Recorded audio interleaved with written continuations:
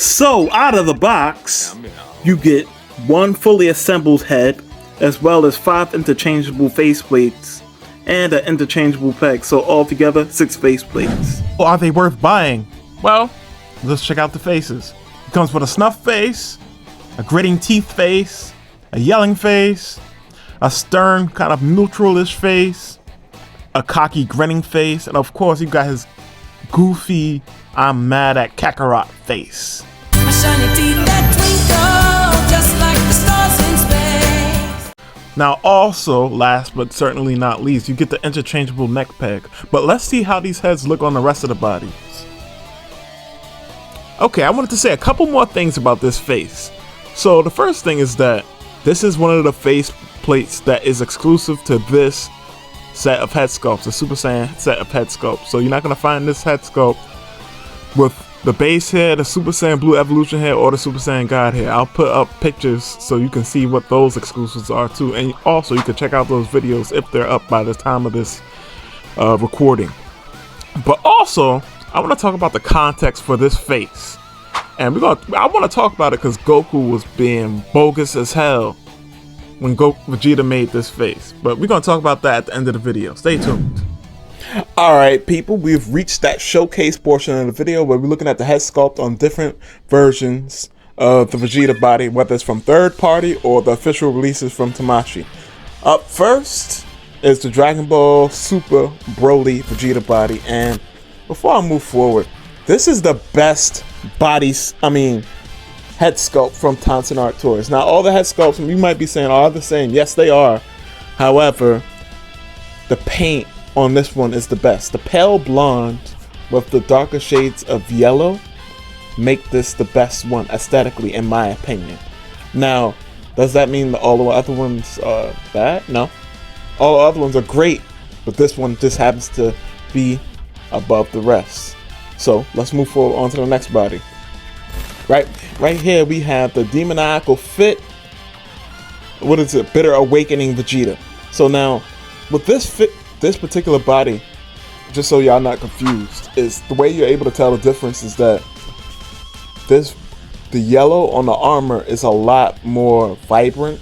I feel like the yellow on the Tamashii Nation's official version, which we'll get to in a little bit, is a bit duller. But the head sculpts honestly look great on all the bodies. I don't think you can go wrong, except with if the body is not very articulated, which there is a body like that on this list, and if you watch my other reviews, you already know which one that should be. Okay, so this is the Kong Studio Ultra Ego Vegeta body. I said Vegeta body. And once again, it looks great. Of course, the faces don't match the skin tone, and that's something that you're going to see reoccurring. And something, if you watch the other reviews, which you should check out after watching this one, sometimes the skin tones won't completely match, but for the most part it doesn't really matter, because for the most part he has skin type cloak, he has spandex that's covering his whole body anyways. So unless you looking zooming in on his neck, which once again, why are you doing that, then you shouldn't have any problems. But this right here is a bit more obvious.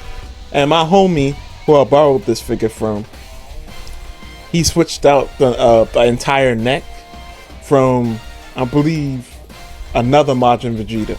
So, make of that what you will. And this is the official release, the most recent Vegeta figure that's been released by Tamashii Nations. And once again, it looks good. Like I said, that duller yellow, kind of real mustardy yellow, is on this armor, and it looks great. You can't go wrong with any of the bodies in terms of aesthetic about that. And now we finally have the Dragon Ball Superhero Vegeta. I think this body is just such a disappointment, but even on this body, it looks good. I have no complaints. Now, last but not least, we have the Saiyan Saga Vegeta. Psych! So you're gonna have to use your imagination. So at this point in the video, I'm sure you're like, okay, we talked about the faces, what about that interchangeable peg? Well, as you can see here, I have the most recent release from Tamashii. Well, most recent VEGETA release from Tamashii, and I have the neck peg taken out. Now, how do you take it out? I'm not even going to go through that process on camera. I'm just going to talk to y'all. Basically, get you a pair of some handy dandy tweezers, heat up that neck peg, and you going to pull. That's all you're going to do. And when you pull, I know some of y'all, you might not have a pair of tweezers. Get some type of small device that's going to make it easier for you to pull out that peg, because as you can see, let me put my thumbnail on camera. That's what happened with me trying to pull out the neck peg. Wake up to reality. Nothing ever goes as planned in this accursed world. The longer you live, the more you will realize that the only things that truly exist in this reality are merely pain, suffering, and futility. From the figure. And to be honest, it's low-key a good thing, really, because that tells you that Tamashii's really jammed that shit in there. Now, as far as a compare and contrast between the Tonsen Arttoys head, neck peg, and the Tamashii neck peg, I'm about to show you in a second. Okay, so basically what we have here on the bottom is the Tonsen Arttoys neck peg. On the top, the darker one, is the Tamashii Nation's neck peg, and they're pretty much identical to each other. So even though I went through the instructions on how to change it, basically what I'm trying to tell you is you technically don't even ever need to use the neck peg unless you just need a replacement neck peg, in which you can never go wrong with that. But with that being said, let's move forward. Now the show that we've all been waiting for. The comparisons, right? So, starting from left to right, first we have the Tamashii Nation's head sculpt. We have the then demoniacal fit Bitter Awakening head sculpt, and of course the Tonsen Arttoys head sculpt. So I chose the Tonsen face that had the neutral kind of stern face look, just so they can have all the same facial expression. And as usual, y'all know what I have to say. I don't think it's really a contest between which faceplates are better. Now, when we get to the hair, I don't necessarily think that Tonsen Arttoys is better in shape, but I don't think it's a whole. It's better, but it depends on the context, is what I'm trying to get at. So, looking at the hair for Tamashii and Demoniacal Fit, and of course Demoniacal Fit's copying Tamashii. First of all, let's talk about the finishes before I even go any further with that. Finishes for this new release of VEGETA, as you can see, there's some metallic paint, especially towards the root of the hair, and it looks nice. It has a nice finish overall. Looks nice in person. The Demoniacal Fit has much more of a flat finish with some darker shading towards the roots. Same thing with Tonsen Arttoys. Well, definitely a more close to the platinum blonde look with some darker yellow shading throughout the hair. But the main idea I wanted to get at is the art style for the era. Now, we understand that both of these VEGETAs are supposed to be, by both I mean Tamashii and Demoniacal Fit, they're supposed to be the beginning of the Android era. And we know beginning of Android era, they didn't really have all that extra definition in the hair. We didn't really start seeing that until VEGETA went grade 2, Trunks went grade 3, and then Goku was, of course, grade 4, and then of course with Super Saiyan 2, I guess you would call it grade 5. But we didn't really see that much definition in the beginning of the Android arc, even in the Frieza and the Frieza saga. The hair, Super Saiyan hair, didn't have all that definition. Neither did the base hair.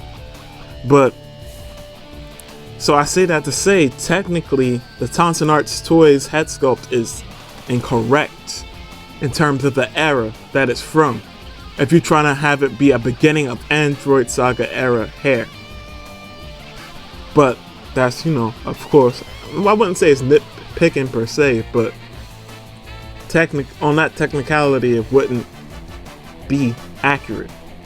And Tamashii Nations is technically more accurate in terms of the less definition. Now, the shape of the hair, Future Bombastic hair, and I have to say the hair sculpt is actually not as inaccurate as I originally thought. Now it still doesn't look exactly how it's supposed to look, at least from that particular panel, but closer than I thought. That's still off, so by that measurement, the Tonsen Art Toys is more accurate in terms of shape, just a little bit more accurate. Now, what if Tamashii was to be, let me not say Tamashii, but if it was a head sculpt, that would be a lot more accurate. Let me put this head sculpt that I've seen by Char. You'll see his username. I'll put it somewhere on the screen. But this head sculpt is a lot more accurate to what a beginning of Android Saga hair sculpt should look like. But with that being said, like if this is supposed to be like a later like Buu Saga and onward hair sculpt, a Super Saiyan head sculpt, I think the Tonsen Art Toys blows the Tamashii and demoniacal fit out of the water. So right now, I'm gonna give you guys the price point and what you can expect to find the Tonsen Art Toys Proud Warrior VEGETA head sculpt, right? So I think from what I've seen, and this is on eBay by the way, of course eBay is not the only site in the world, but when I did a Google search, this is the only spot that I saw that had it. But maybe you can do, this is just a quick Google search after all, so y'all dig a little deeper, y'all might be able to find it. But it's $75. Now to give you a point of reference, the original price point I believe was $34.99 or $35 on omnimestore.com. That was before shipping, of course. Now, if you go on omnimestore.com right now, it's sold out. But what is in stock is the Majin Vegeta head sculpts, and that's why I got the price point, because I couldn't really remember the other price point. But I'm assuming that the Majin Vegeta head sculpts are going for the same price. That being said, you guys, if you really want this head sculpt, you guys are gonna have to figure out if it's financially responsible for you to do it or not. Because $75 for just the head sculpt is a lot of money. However, maybe you got it like that. I don't know. Some of you might have it like that, or sometimes sometimes we even got it like that, and we just really want it. I like Vegeta a lot, so fuck it, I'm gonna spend the money. But with that being said, I would always advise being financially responsible before you just buy head sculpts like this. But like I said, if you really want something, I can't stop you. But yeah, the Super Saiyan variation to these head sculpts seems to be the rarest. The most common seems to be the God version and the, of course, Super Saiyan Blue Evolution version. And then after that comes the Primal Prince, which that review should be out after this one. But with that being said, stay tuned for the next segment, which is where I chastise Goku for him being super bogus towards Vegeta. But that being said, so originally at the end of this video, it was supposed to be a clip of me talking about how ancient Goku is because of the situation that brought about that the faceplate that we seen with Tonsen Art Toys, but it kept getting copyright claims, so I was just like, you know, forget about it. It's not even like it was an important part of the video anyways. I just wanted to have like a good little laugh with y'all, but it is what it is. Let's move forward.